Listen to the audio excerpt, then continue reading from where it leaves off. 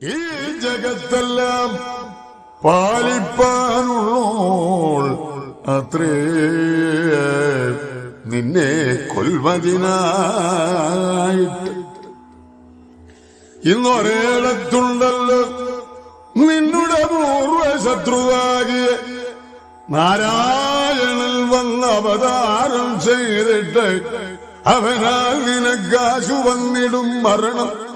എന്നാൽ അത് നീക്കിയിടുവാൻ നിന്നാൽ ആകുന്നതെല്ലാം ചെയ്യിലും ഉടുക്കത്തു കൊന്നീടും അവനോട് ഇല്ലാവതു നിനക്ക്